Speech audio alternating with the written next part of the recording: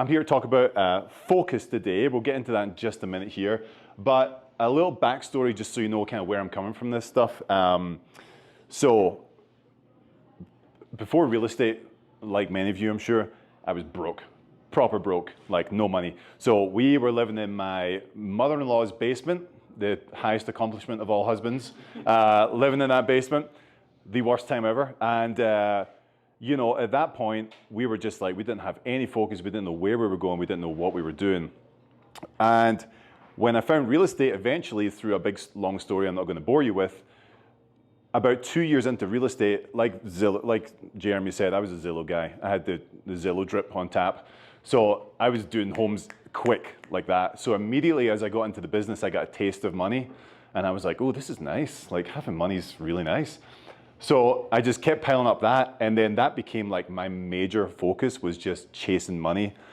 And what happened in the space of 2 years was I completely shit the bed on everything else in my life. Like I lost connection with my wife, with my kids, my fitness, all the other stuff. So I woke up one night, had a straight up panic attack, and then that kind of took me on a about 4-year transformational journey that I've been on, kind of fixing myself, kind of figuring out who I'm supposed to be as a business guy, but with a family, with kids, with responsibilities, with all these other things. So that's the kind of route I went down. Now, since then, what I found is that there's a lot of other people just like me who are completely shitting the bed on things. And a lot of them are realtors. So now I'm actually out of production. I don't sell homes anymore, but I coach about over 1,000 agents a week in matters of time management, productivity, and stuff that we're going to talk about today. So let's kind of jump into this. Focus for me, let's see if this doodad works. Up. Down. Boom. Most people underestimate the power of focus. So focus is a huge piece of the puzzle that a lot of people don't really understand. What people think about when we're talking about focus is like, I'm working on my computer and I'm focused on my emails, and that's not what this is. Focus is a mindset. It's a complete state of being that you have to enter into. And that's kind of what we're going to go down this road on today. So let's do this. We're going to play a little game and see how you do. So here's what we're going to do. Everyone, just close your eyes for a second. Don't worry. It's not going to get weird. I'm not going to come over and massage you. You'll be all good. Just close your eyes. No one's looking. All right. Take a big deep breath in and release. Deep breath in. Release. Deep breath in. Keep the eyes closed and release. All right, keep your eyes closed. Okay, while we're here, I want you to just focus on something in your body. Internal or external, doesn't matter what it is, okay? Just feel something in your body right now that just comes up like this. Now, while you're here, focus on what it feels like, any pressures, any pain, anything that comes up like that. Let's just take 2 more breaths here. All right, deep breath in, let it out, open your eyes. Okay, what was it? What came up? Anyone? My toes. Your toes? All right. Okay, I love it. What else? Taryn?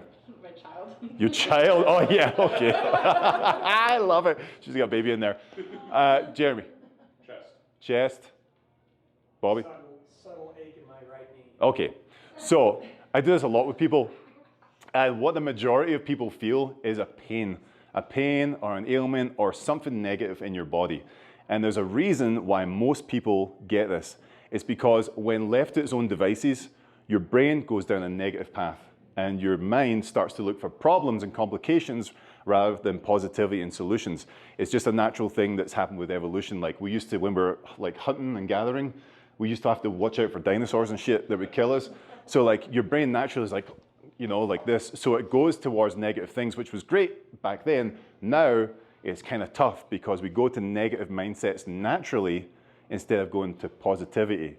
Unless you're a super positive person in the world, which is great. A lot of them are psychos, but that's okay. But most of us go a little bit negative to start with, okay? So with that, in our minds, because we go negative, most of us are willing participants in our own distractions. So we become obsessed with other things rather than what we're trying to go to. Who's set goals for the year? Who's got goals for 2024? Anyone? Okay, who's still on track, on point with your goals? All right, we're 24 days or whatever into the year. Most people by now have dropped off from their goals and have completely lost it and have completely lost track of what they're doing because they're obsessed with other things and other people's lives rather than their own. Social media, politics, sports, reality TV, influencers, other real estate agents and lenders that we look at on social media. All this stuff, the market, interest rates, fear-mongering, commission lawsuits, all this stuff starts to take up our mindset and take up the space in our mind, and it fills us with all this negative space. And we become distracted from the things that we've said we're going to strive towards this year. And most people already are completely distracted from what we do. Jeremy and I are in a mentorship group with Ed Milet and Andy Frisella, and Ed Milet's great saying up here, worrying about other things that distract us is a catastrophic waste of your own life. So when you're not focused on yourself, what you're doing, your why, what you're trying to achieve, all these things, it's a catastrophic waste of your own life. Like no matter where you guys are at, spiritually, whatever, I think we're all meant to be here for some kind of reason, right? Or some why, or some kind of mission that we're supposed to be on. And if you're focused on all the other bullshit that's going on, it's a complete waste of your life and other things that are happening. So, if you've set goals, are you truly clear and focused on those goals and dreams? Because here's the things, like I said, focus isn't just like the way you do things, it's a complete operating system and a sense of belief that you have to have in yourself. So focus for me, when I see it, when I talk to agents, typically completely calculates to their self-worth. So if you don't believe your self-worth is where it's supposed to be, how can you focus on the goals that you've set out for? How can you focus on the mission that you're on? If you don't have that self-worth inside of you and really feel like you're supposed to achieve something or supposed to be where you are, your focus can't be on where you're going because you don't believe it in the first place. And if you don't believe it, what's the point in that at all? So why are we even doing things? So I was brought up in the west coast of Scotland, in case you can't tell. I'm not from here. But I was brought up in the west coast of Scotland. It's a pretty rough place. It's shipyards, working town. You live there, you're born there, you live there, you die there. That's it. Everyone's there. You either get a job in the shipyards or you die of a heroin overdose. That's pretty much your two options if you're a guy in the west coast of Scotland where I'm from. So when I moved to the States, and now I live in a big ass house in Central Park, and I have all this stuff, like my frame is still telling me that I don't really deserve to be here. So I suffer with this imposter syndrome, and a lot of people get it when operating at high level or when trying to achieve different things. So my system of self-belief has to change as I go along to help me to focus on the things that I'm actually trying to do. So building this in, your lack of belief is what causes you to lose focus. So what are you willing to pay for your goals and your dreams? And this is a massive, massive question. Like, what are you actually prepared to do? Because most people will say that they're going to work and they're going to hustle and all this stuff, and they put it out on social media and they're doing all this stuff. But like when you look deep down what's going on day to day to day to day, are you doing the work involved to get you towards those goals that you said you were going to do for your kids, for your spouse, for yourself? Or are you just messing around, you know? That's where focus comes into play. The price you pay to make your dream come true is infinitely smaller than the price you pay for not making your dream come true.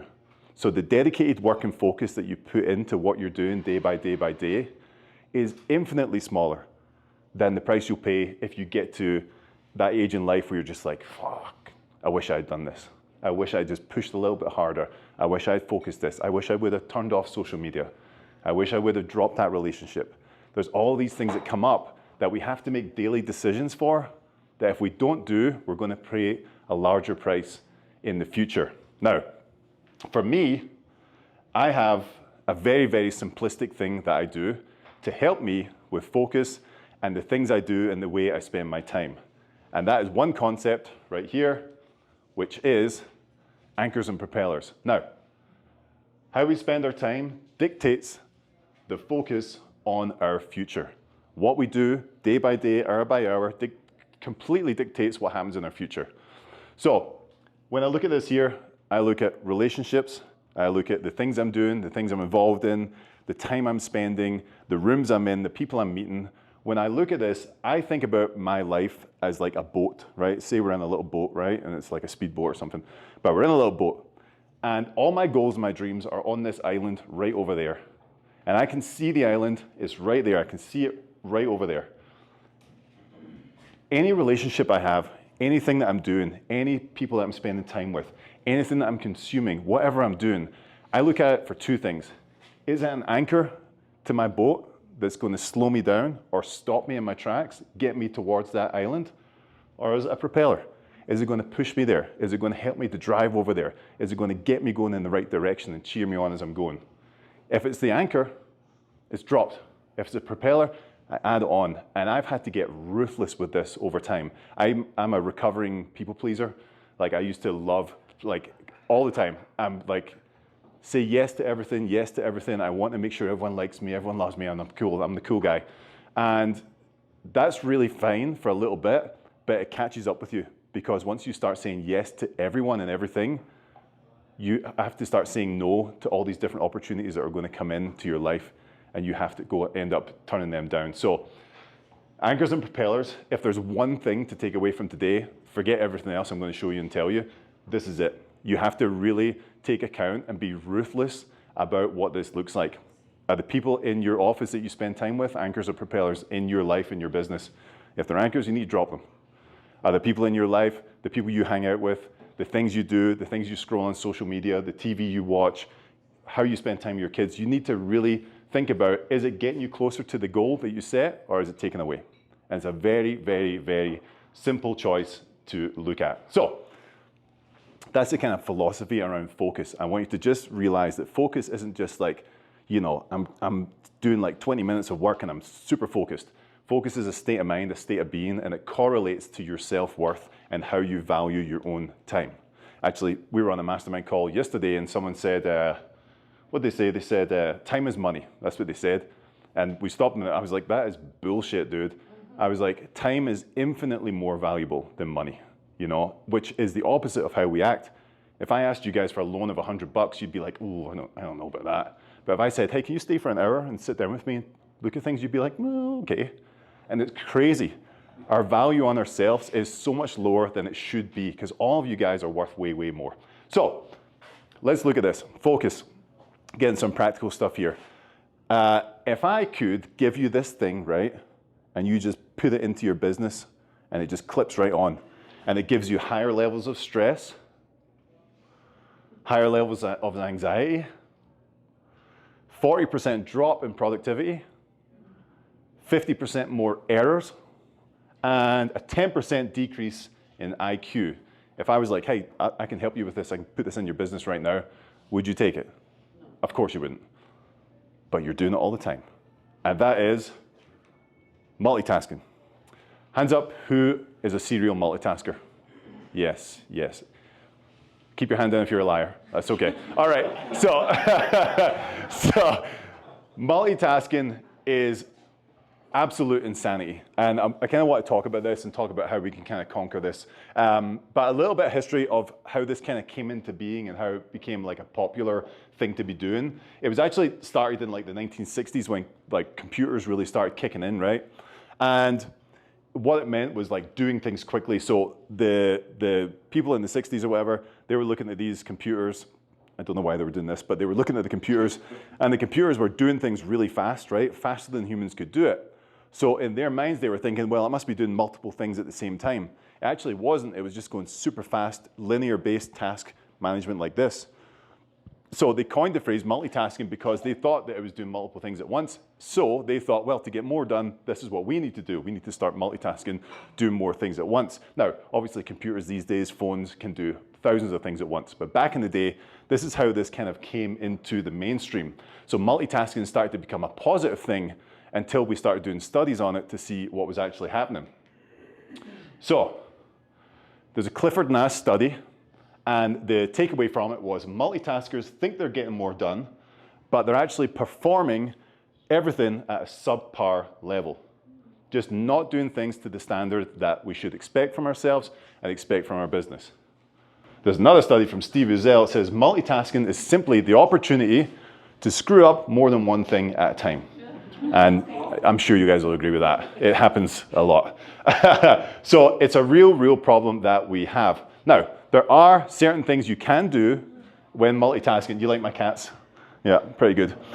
Your slides were so nice. Mine are like shitty yellow cats. But there's a couple of things you can do with multitasking because you've got cognitive abilities and physical abilities, right? And you can't do two cognitive at the same time. You can't do two physical at the same time for the most part. But you can do one and one, right? So if we look at like walking and talking on a phone call, yes, obviously you can do that. Dishes and listening to a podcast, yep, I do the dishes every night in our house. And then watching TV and folding laundry, yes. Now, look at the things we can't do, little cat thumbs down. Writing a contract and checking email at the same time. For sure, don't do that. That's how you mess up contracts. I've messed up a lot of contracts, so I know what I'm talking about. Creating a CMA and watching YouTube on the same monitor, nuts, can't do it. What did you say? Did you say yeah? No. Oh, okay, all right. And then, playing with your kids and checking Instagram, just don't do that, right? Don't play with your kids and check Instagram at the same time. So there's physical and there's cognitive, right? And you can't do two of the same ones at once. It just doesn't work like that. Now, the typical person in America gets interrupted every 11 minutes, either by someone else or by themselves. They can't sit still, they can't think straight. 11 minutes is pretty much how much we get interrupted. Now, the average American also takes a third of their day to recover from those interruptions. Not to just get back to the next thing, to get back and get focused on it and start to work through it properly. We take a third of our day to just get back to focusing on what we were doing. This is the cause of multitasking. It's an absolute nightmare. Now, where's my little slide? We switch tabs 37 times per hour. If you're working on the computer for an hour, about 37 times is about the average where we switch tabs and switch windows. The problem with this is every time we switch a tab, we get a dopamine hit to the brain, and our brain can't distinguish that it's the same shit we're going back and forth with. It thinks it's a new thing, so it's like, this is awesome, this is awesome, this is awesome, this is awesome. And because of that, we get addicted to having multiple windows open, multiple tabs, and working on things at the same time. Are you shrinking down? Yeah, you got so many. How many tabs do you have?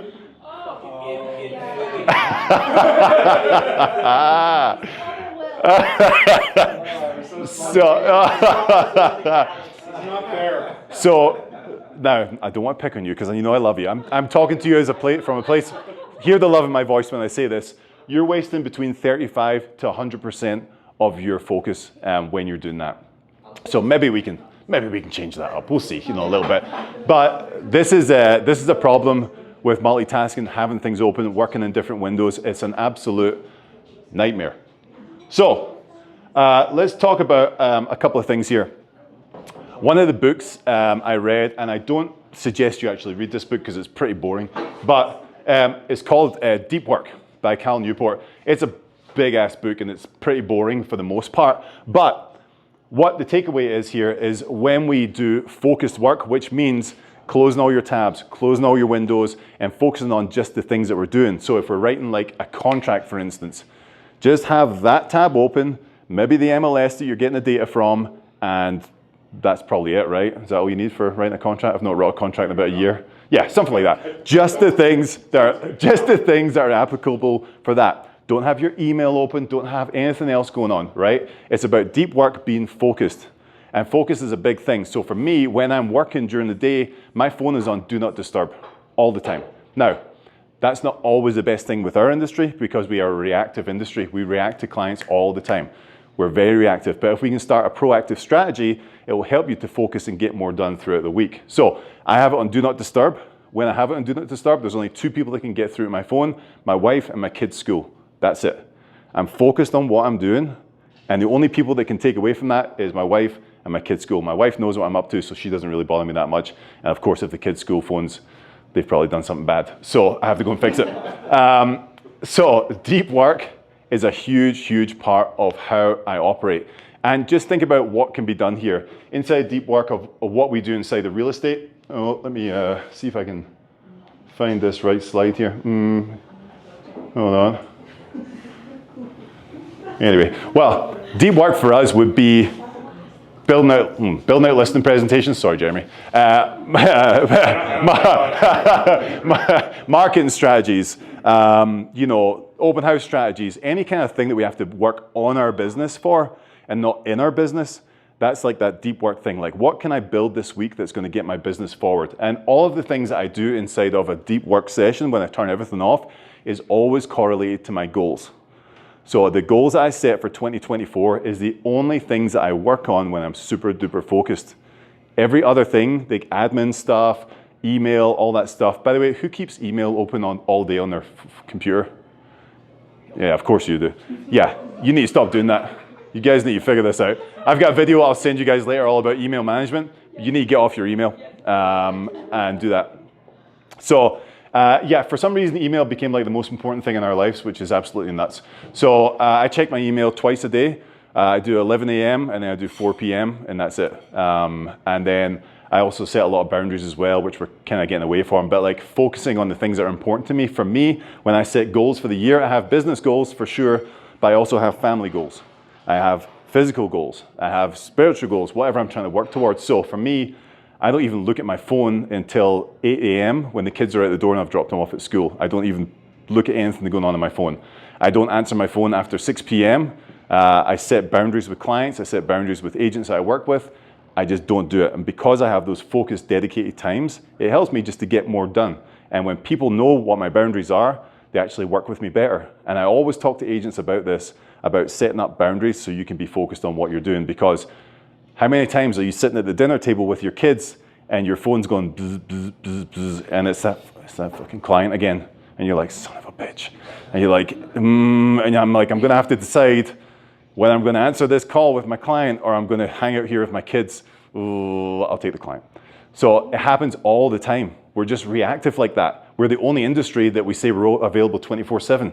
There's no one else that does this. Just, oh, we're sick. I don't know what's happening. So we have this thing where we just can't focus and we're just reacting to everything. So how do we do this? There's a couple of things that I'll show you to actually help with your tools, and then we'll wrap up, we'll do Q&A and stuff like this. But for focus, you know, to set up for success, this is what I do. I do no interruptions. So when I'm working upstairs in my office and doing things, everyone knows that I'm doing that. No one can come up and interrupt me just for random stuff. If you work in an office and you go to the office every day, you should find something and have something that says, hey, don't come in here. Because if you have an open door in your office or you're just like, what's up, I'm the cool guy, everyone's going to come in and steal your time and steal your focus. And if you're stealing your focus, they're stealing your goals. And if they're stealing your goals, your wife's not going to be happy, or your husband, or whoever, okay? So you have to make sure that you're focused in your workplace if you're in an office.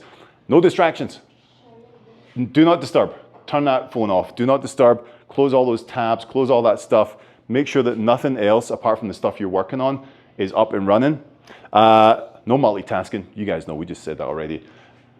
Other things, things that only you can do. That's the other thing that I really want to focus on. The things that only I can do.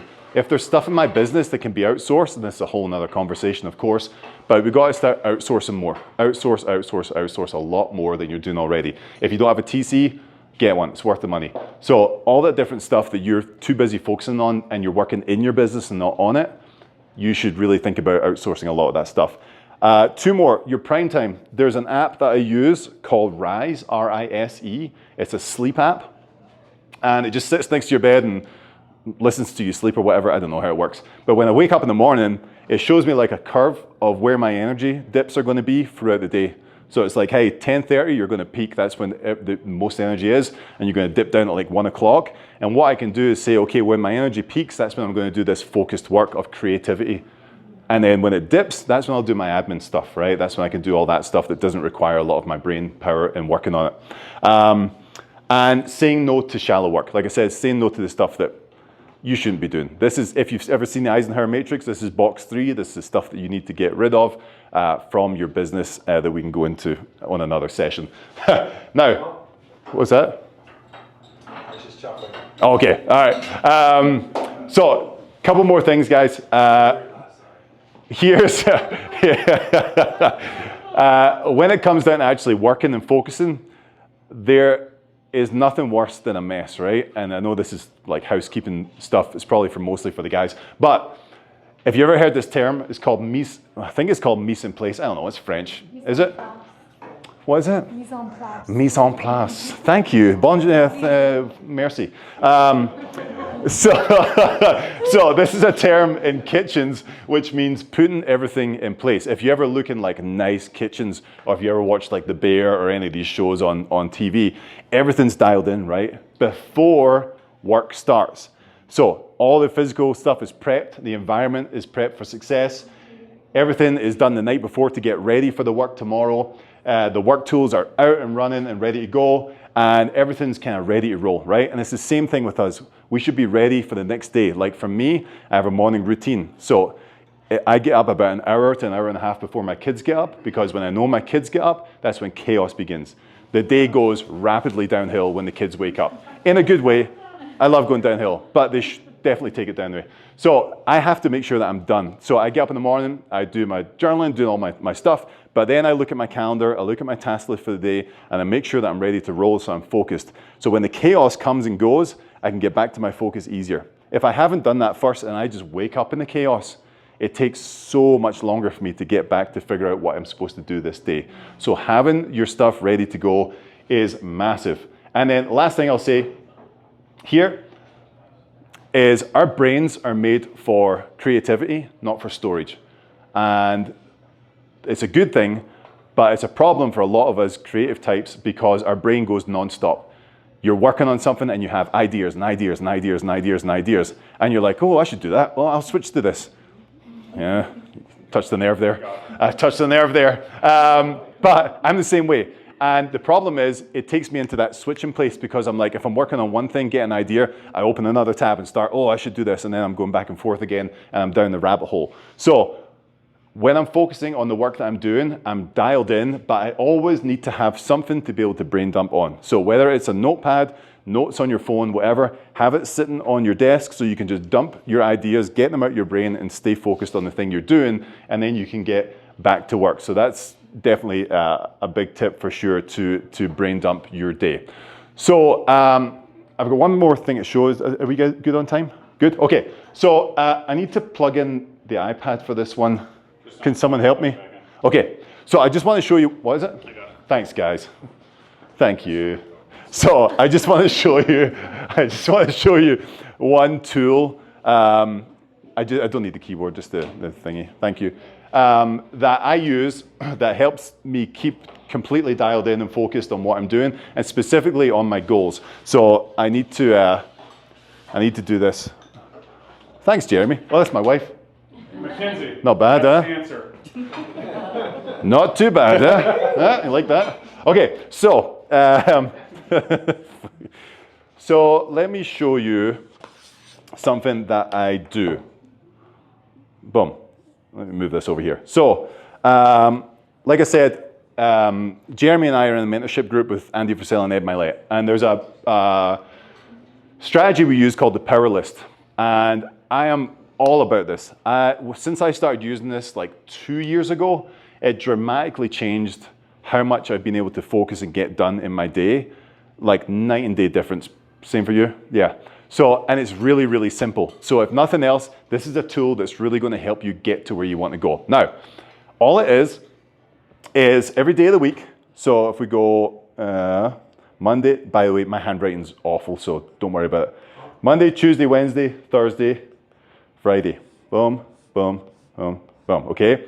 So what we do is we take down all the tasks that we have to do, the stuff that we're brain dumping over here, but more importantly, the stuff that you have inside of your goals. So if you just went through a goal setting process and you've got goal 1, goal 2, goal 3, goal 4, whatever it is you have goals for this year in 2024, what I would encourage you to do is to go back to the goals and not just have them sitting there like, okay, they look great, they look awesome. I'll start them next week, this is gonna be good. Okay, I'll start them in February. Okay, well, February's a nightmare, so let's go halfway through, whenever. Instead of doing like that, spend about a couple of hours looking at those goals and breaking down like everything that you need to do for those goals, all the tasks, big and small. So when we do that, we take these goals and we break down all these tasks, no matter how many there are, for all these goals, okay? So in my documents and my notes, I have like a ton of the tasks. Every goal, I have a folder for it and has all these tasks dialed in. So I know what needs to be done to get me to where I want to go for 2024. Like I know I have it all there, I just have to execute on it. But how do we go about doing that? Because again, we live in a reactionary industry. When a client calls, we have to go and take our time and do this. We have to go in presentations. We have to go to, I was going to say meetings with lenders, but that's a good thing to do. Don't worry about it. And title reps, they're awesome. I love those guys. We have to go and do stuff that sometimes we don't want to do or shouldn't do. But what we do is, in a power list, all we do is we take 5 of those tasks that we've written down for any of those goals, and we just start to add them in to our days. 5 tasks per day, Monday, Tuesday, Wednesday, Thursday, Friday, like this. And they don't have to be giant tasks. You don't work on Saturday and Sunday. What's that? You don't work on Saturday and Sunday. No, I don't work on Saturday and Sunday, but that's you. If that's you, go for it. So I do that, and it doesn't have to be giant tasks. This doesn't have to be like a big project to work on. It can just be like checking off something, or reaching out to someone, or making sure that an email chain got started, or whatever the task is that's going to get you towards that goal. Whatever it is, just add those tasks in. If I know that Monday is going to be like a crazy day for me, with showings, with whatever you're doing, I'll make sure those tasks that I put in there, those 5 tasks, are not time consuming and are not heavy on what I have to actually put towards them. I'll just make the little tasks, but they're always going to get me towards my goal. Every single task is going to get a little bit closer towards the goal. And what's happening here is I've created an atmosphere of focus on my goals. Instead of just having my goals up on my wall being like, those are great dreams, I just can't wait to achieve those goals, it's going to be great. No, I'm doing the work every day to get myself there. And there's no excuses. I know what I have to do, and I just need to execute on them. And the thing is, when I didn't operate like this, I would hit some goals, I would miss some goals, because I was just kind of flailing around and didn't know where I was going. But with an actual actionable item like this, you're doing 5 tasks a day towards your goals. That's 25 tasks per week that are getting you towards your goals that your competitors are not doing. Who's got a calculator? Phone? Yeah, whatever, phone. How many weeks in a year? 52. 52. What's 52 times 25? Yeah, shit ton. 52 times 25? Thank you. 1,300. So, if you work on a system like this, did the lenders not get this? You were just looking at percentages. So if I work like this for this whole year, I'll do 1,300 tasks to get me towards my goal. 1,300 tasks that I would never have done before. Or maybe I would have done 200, 300, maybe here, maybe there. But if I'm dedicated and I do this every week, this is a practical application to get me towards where I actually said I want to go. And remember, when we go back to those slides that we had, the price you pay to get towards your dreams and goals are infinitely smaller than the price you will pay if you don't reach them at all. So focus is a massive, massive problem that we all have. I have it too, but there are steps that you can take. You have to understand that it's part of your values, part of your self-worth, part of your mindsets and belief, but there's also practical applications for you to actually attack these goals head on. So that's focus. That's a big thing I've been talking about with a lot of agents recently. So that's us, and we can kind of jam out if you guys want. Yeah. Oh.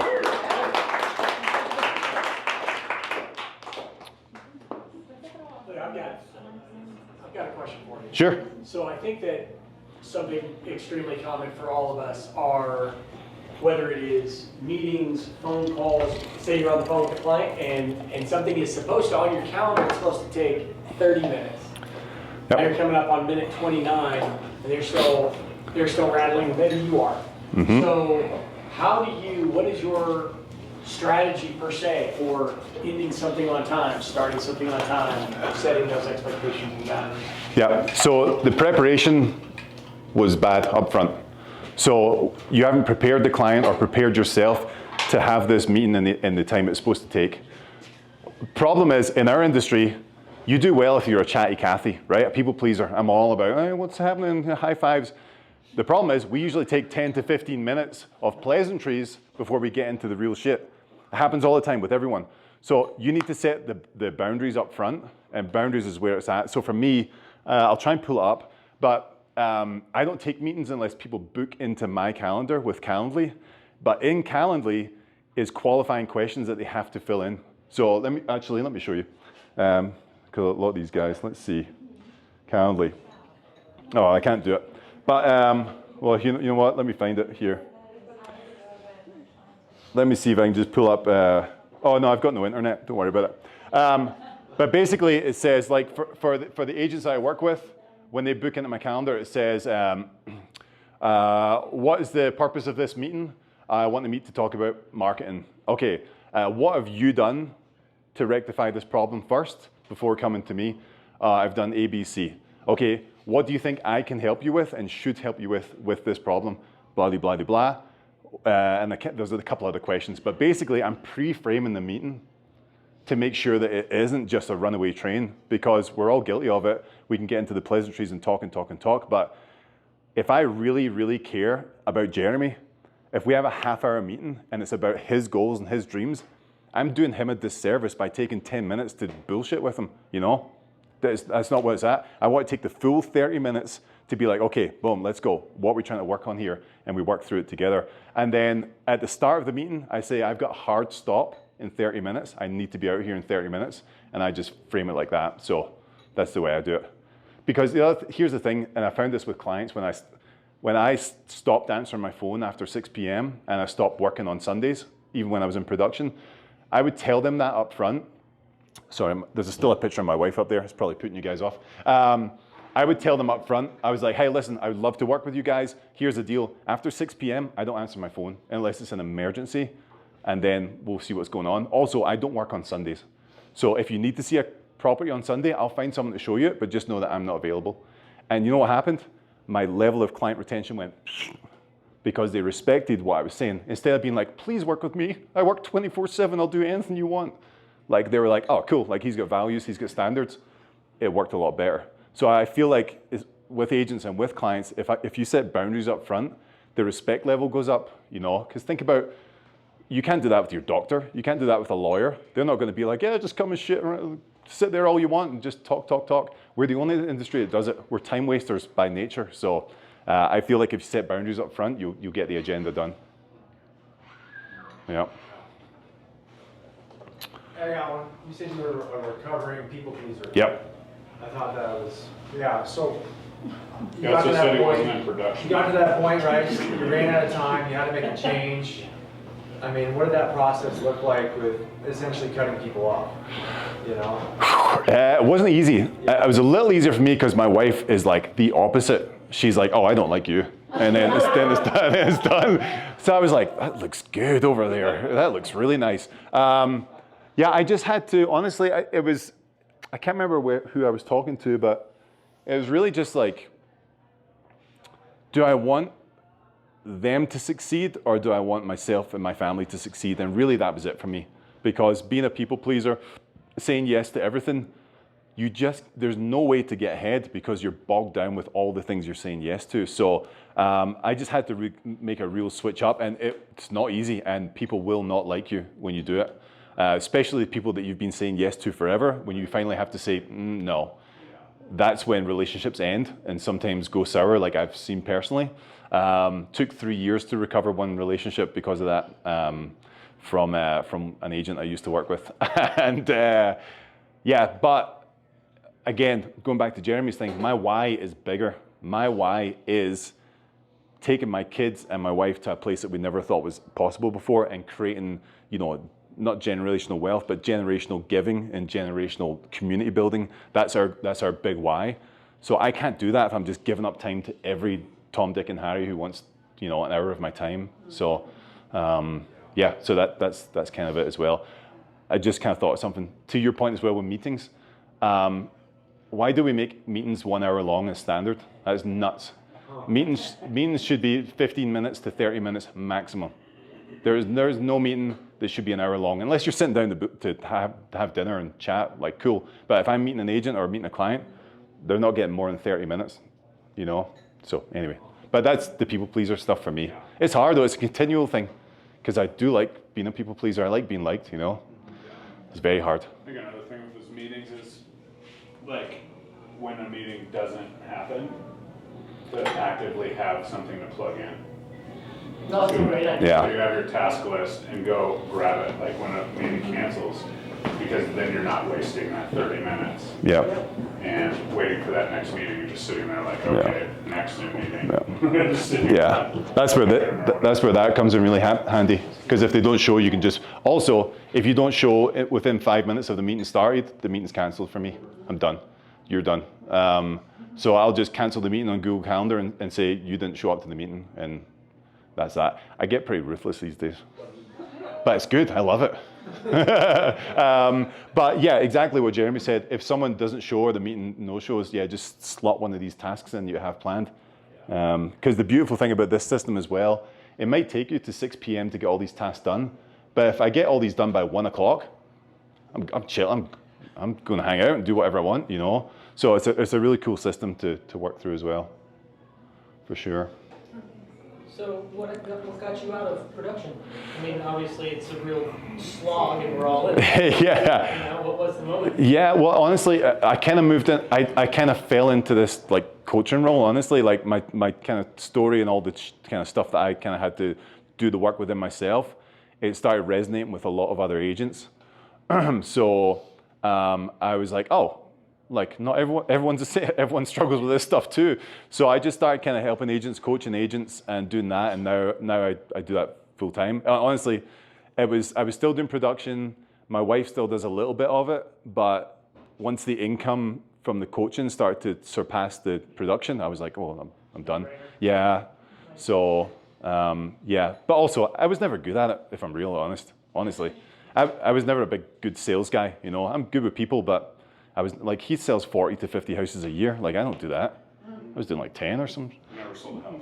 Yeah. So, Never sold a house. but yeah, that's what, honestly, but that's like, imposter syndrome was a big thing there though. Like switching out was like really tough, you know? So, yeah, but I love it. I love doing it. And it makes me way more happier than I did going and showing houses, for sure. But yeah, And you're good Bobby. at it. Vouch for that. Taryn. Yeah. What services have you outsourced that you can, give us an example? Yeah. I'll show you real time if you want. Next month too.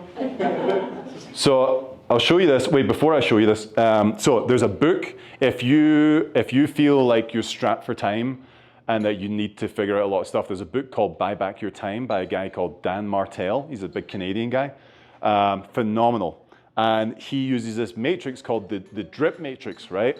And basically with the drip matrix, I'll show you the graph in a minute, but the boxes are here, right? It's 4 boxes. And basically this one on the graph is like, does it light you up, right? So does it make you happy, right? So left to right is, this is something that doesn't make you happy. This is something that does make you happy.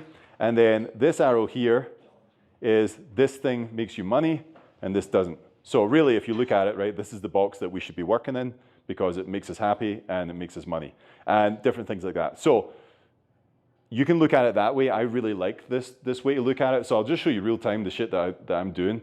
This is this year, all the stuff that I'm taking out of myself. So that top right box, the stuff that makes me happy and makes me money is Atlas calls, agent calls that I talk with, building courses, and personal development, right? That stuff makes me happy and also brings a big ROI for me. The delegation stuff, this stuff right here is kind of what you're talking about. So this is like management of a thing, but you can see like slide decks, branding, websites, funnel, calendar management. This could be anything a TC does. It could be cold calling. It could be whatever. Anything you don't like doing, really. This is the stuff you should be outsourcing. And if you can't outsource it to a person like a VA or something, just outsource it to some kind of system or some kind of automation that you've built. But I mean, I personally think that realtors do way too much stuff that isn't business building activities. It doesn't bring us a return on our money. I think probably at least half your day is spent on stuff that you shouldn't be doing. So now I don't even manage my email. My VA does my email. She just lets me know, filters the things that I need to respond to, and she does everything else. She takes care of my calendar as well and stuff like that. So I've got a little more advanced with it, I guess. But honestly, anything that you do on a regular basis that you either don't like doing or that is easy to do, get that out of your life. You shouldn't be doing it, and outsource that stuff. Because VAs, for me, my VA, she's my kind of executive admin. She does everything. Where is she? She's in the Philippines. Yeah, I pay her $4 an hour. So she works 40 hours a week for me, and I pay her 160 a week, which is good money for there. But I'm paying her more and more as we go on. But the point is, if you look at like what your hourly income is, you take how much you made last year, wherever, divide it by the amount of hours that you work, that's your hourly worth. If you can get someone to outsource it for a quarter of that money, it's a no-brainer. You have to get rid of it. Because if you get rid of that stuff, the stuff that you're spending time on that doesn't bring you a return, get rid of it. You've got way more time to focus on business building stuff. So a lot of stuff, I would say. Was that scary, giving up control to your email? And obviously you have to set up the system to do that, but once you do it, it probably feels good. Oh, yeah. It was hard at first because like giving up control is kind of hard, especially for us that we do everything. You're But so afraid of missing something. right, but Yeah. I just heard the saying recently that 80% done is 100% awesome. Fucking A right. Yeah. So if it's done to 80% of the standards that I set, I'm 100% good with that, you know. If I get to hang out with my kids more because she's doing it 80% good, I'm good with that, you know. Along the lines of that, we were talking about the Apple analogies. So along the lines of that, in Steve Jobs' book, one of the points that he really hammered on was we got that iPhone to 78% done. Yeah. And we thought Samsung was going to eat our fucking lunch. Mm. We launched that product, and we were first to market. Yeah. The rest is history. I love If that. it waited until 100%, you'd be, on your Samsung tablet right now. Yeah, big time. So, Yeah, crazy. done is better than perfect, for sure. Yeah, but if you want a good exercise to do is time tracking. There's an app called Toggle. I think I have it on here. Toggle. Yep, this one here. So it's a free app. You can use it on your phone, whatever you're doing. You can track your time that you're working, exactly what you're doing. And then at the end of the week, you can look at what percentage you spent on what. So you're like, okay, I spent like 15% of my time in my emails. That's way too much. I spent this much doing whatever. Then you can really start to be like, okay, why am I not scaling the way I want to scale? Oh, it's because I only spent this much over here on actual business building activities. The rest was keeping my business running, which is completely not what we should be doing. So I think a lot of us in real estate think of ourselves as just having a job. We're realtors, that's what we do. You're an entrepreneur, like that's what you are, like it or not. So you have to start acting that way, whether you like it or not. Or you're either not going to last, like a lot of people dropping off right now, or you're just going to putter along like one of my kids' books. It's like a tractor, I can't remember what it is, but it just putters along and there's other big tractors going and killing it. So anyway, but I can't remember the name of it. No, it's Otis the red tractor or something like that. I can't remember. Whatever, you guys don't know, whatever. But yeah, I would start tracking your time for real. Yeah, it's a big one. It's a big one. Did you read anything specifically on other process books? I mean, you're very well read. There's a couple more that you really like. Oh God, I could go down the rabbit hole here. Tell them to read your book. Gosh, what's that? Your book. Oh, I do have a book if you want to buy it. No, it's free. It's a free ebook. Let's see, what other books have I read? Buy Back Your Time would be definitely one I'd start with for sure. You liked deep work? You thought that was... It's kind of boring. I liked it because I'm like really into it. Sure. It's kind of boring. He's also got another book. Cal Newport. So great they can't forget you or something. It's a Steve Martin one. Yeah. That book, I thought the same thing. Deep Work it's good, but it's a dry. Yes. Yeah, I'll try. I'll see if I can find some. What about this processing your items from your daily into your goals in your daily? Is that from a book? No, no, it's not. So when it comes to goals and stuff, pretty much what I do is I'll set my yearly goals and then I'll break them into like quarters. So Q1, okay, to get like a good chunk of this goal done, here's what I need to work on that for. And then I'll break that into monthlies. So like, okay, January, February, March, here's what I'm going to work on to get towards that quarterly goal. And really the way to do it is just to break it down and down and down and down until you can get all the way down to like little tasks, and you can just chip away at these tasks. And like, it doesn't feel like you're doing much. Sometimes it's actually kind of infuriating because you're like, I'm not doing as much work as I should do, but all of a sudden you've chipped away, and at the end of the month you've got so much done that it's crazy. So yeah, I like to just break things down as much as humanly possible. I like doing a lot of like brain dumps and stuff like that. I've got so much stuff in this stupid iPad. But like, for instance, I'll just show you I love it. They're like little art pieces. yeah, like, okay, this is one of our agents that we work with who's where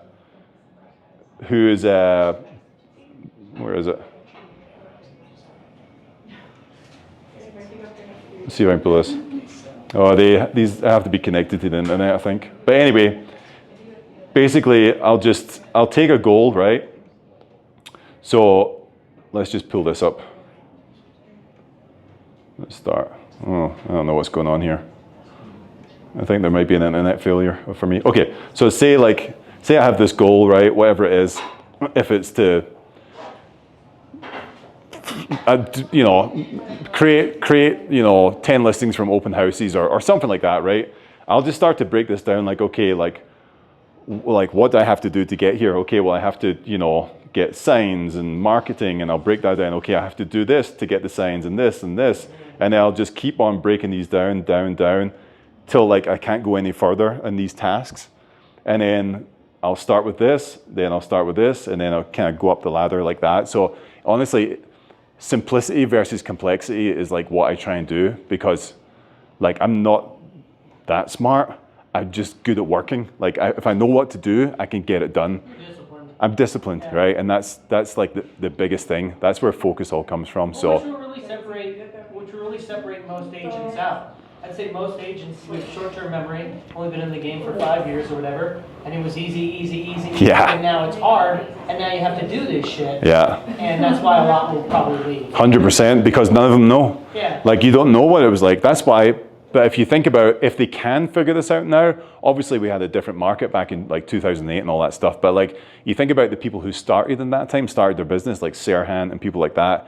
They were disciplined. They got to work. They built what they built. It's like Tony Robbins is kind of doing the rounds on a lot of podcasts right now, and he always talks about seasons. And it's like if you look at history and if you track history, everything moves in a season. The housing market. Everything in the States, everything in the countries, they always move in seasons. Right now we're in winter, and if we can get the work done and build, once spring comes around, we're going to be golden again, So it's like, but we just came out of the fall, right? And everyone was crushing for 2 years. For 15 years. It's been a long summer, yeah, for sure.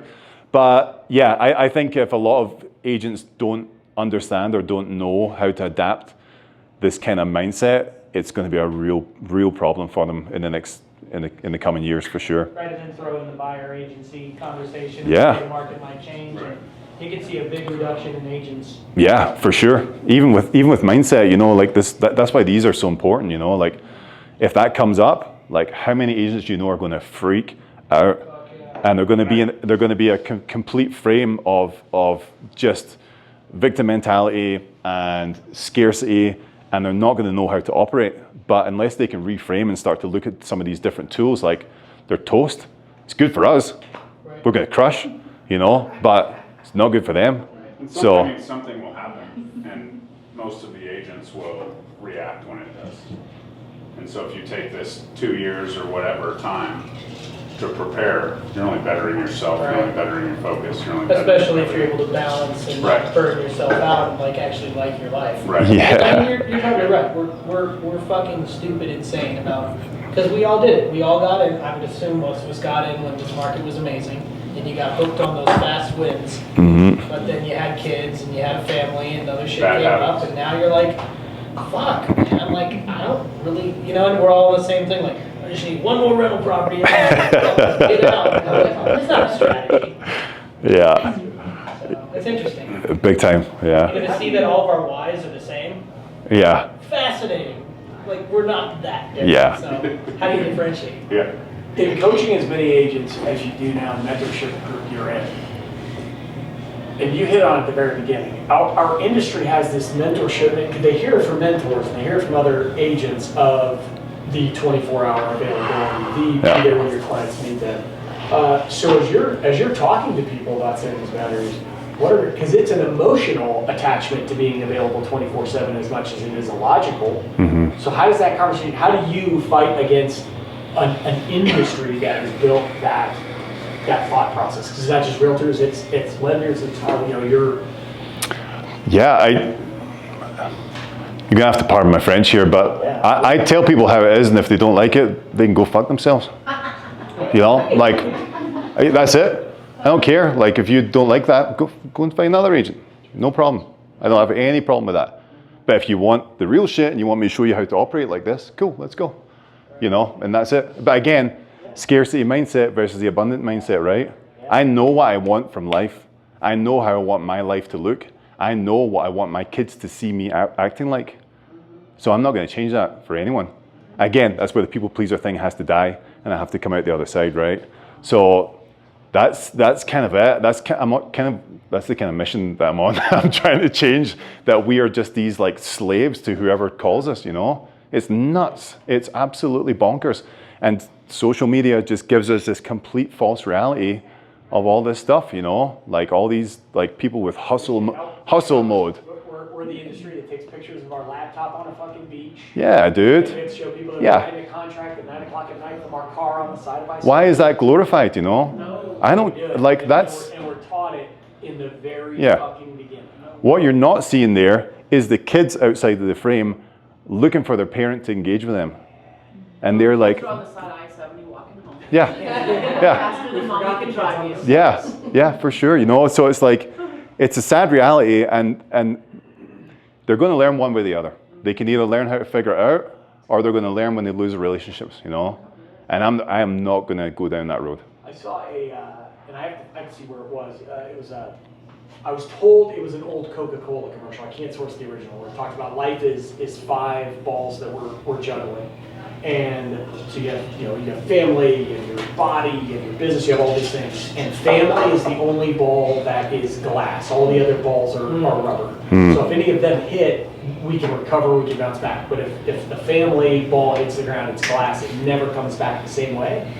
So I'm thinking a lot about that. Yeah, it's, dude, I don't know who's all got kids here and who doesn't, but like... Who does have kids here? Yeah. Who in this room has kids? Yeah. All right, better yet, who doesn't have kids in this room? Yeah. So I would just posit that like it was unlimited hustle and fucking grind until that happened. Yeah. When kids happened, I think, at least for me, and it sounds like for a lot of us, that's kind of like well, I'm not just willing to do anything and everything to make a buck. Yeah. And so like I find myself constantly being like, yeah, easy for you, new agent, no kids, fucking I find myself like honestly kind of like no dog. Exactly. They call them dinks. Yeah. No kid, and then double income, no kid with a dog is a dink. Whole acronyms for this shit, and it's just like I find myself like being like jealous of like somebody without kids, and I think that's the wrong way to go about it. Yeah. And I think that's I can't get enough shit done in my day to feel accomplished. So I look for a scapegoat. See, the problem was I was in the opposite box. I was telling myself the story that I was working nonstop for my kids, for my wife, to provide this stuff, which is a complete lie. I was doing it for myself. I was doing it for the glory. I was doing it for the money. I was doing it for the Instagram and all. I wasn't doing it for them. That's a total lie. So people need to wake up from that, you know. Like I said, this is like a real epidemic that we're in with like hustle culture, and we both know people who have been divorced, you know, because Like the first wave of divorce. Yeah, it's happening all the time, right? Because once you're in there, you can't. It's so hard to get out of that, you know. It took me having like a literal panic attack to wake me up from that shit. So it's, you know, it's definitely something I think we have to talk about more. But yeah, it's hard, man. It's really hard Are you to. working harder than your wife, or the other way around? No? No, back in the day. Oh, me, yeah. So I was sun up to sundown. I was out all day. And, you know, it was just, it was what it was. And but I was like going out the door at like 6 and I was posting on Instagram like 24/7, you know, and then I'm out all day. And then, yeah, and then I get home and like kids are asleep. You know, she's, you know, there, and I don't realize it because I'm just like, yeah, I'm made the money today, no problem. Where's my food, you know? I remember joining Compass and seeing you. Yeah. Like, fuck, that guy's a machine. Yeah. And he's ripped. I remember thinking that. Yeah, and I was living a complete lie, and I was a shell of who I am right now. I would decimate that guy right now. So yeah, but that's what I put on this, and I show them all the time. I've got videos on Instagram of like walking in slow motion with suits and all that. I keep it on there because it's hilarious. But like, what an absolute idiot, you know? Like I missed probably 2 full years of my kids' lives by acting like that. So it's a real pitfall for sure, man. Yeah. So. For being vulnerable with us. Yeah, dude. Of course. Thank you, Jeremy and Louis. Yeah. Thanks, guys.